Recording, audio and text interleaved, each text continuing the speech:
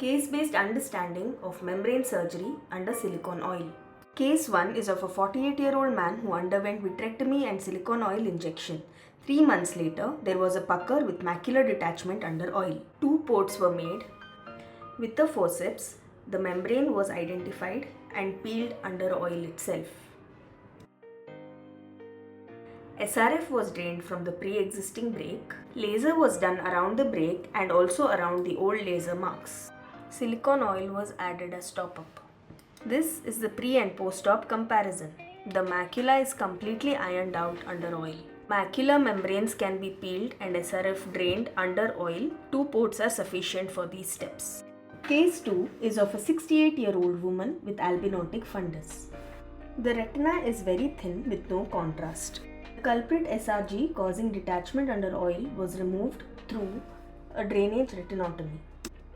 This was the 3rd surgery being done for this patient for under oil macular redetachment.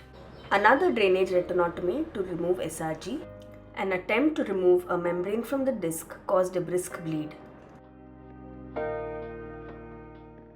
At this point, we were able to inject PFCL under the silicone oil and contain the bleed. We were also able to aspirate the subretinal bleed that had migrated through the retinotomies. A film of pre-retinal blood was also removed. Endo laser was done around the retinotomies.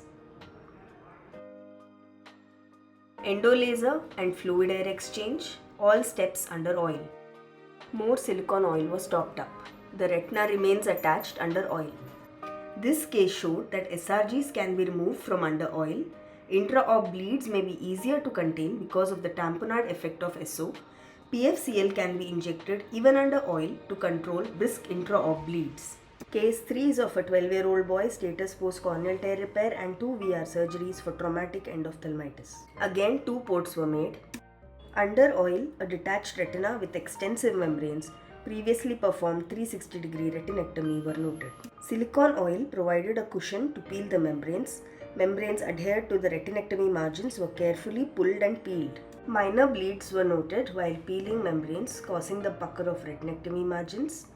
Light pipe itself was used as a fulcrum to enable safe pulling of the membranes.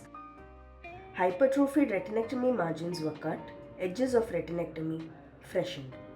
We can see that the cutter works just fine even under oil. More epiretinal membranes were peeled. At this time, due to hypotony, the bleeding increased, for which diathermy was done. Peeled membranes were engulfed by cutter. Since there was hypotony and bleeding, SO top-up was done. Now the subretinal clots were easier to remove.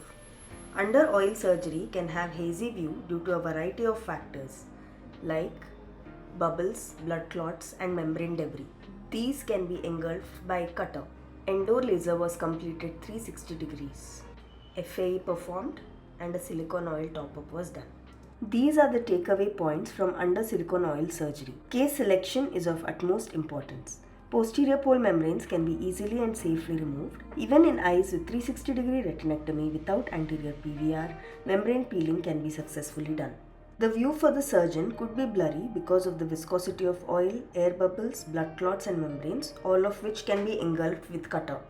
Under oil membrane surgery may be easier because of the cushioning effect of the oil that keeps the retina down while peeling. The tamponade effect of the oil can also make management of intra-op bleeding easier. Thank you.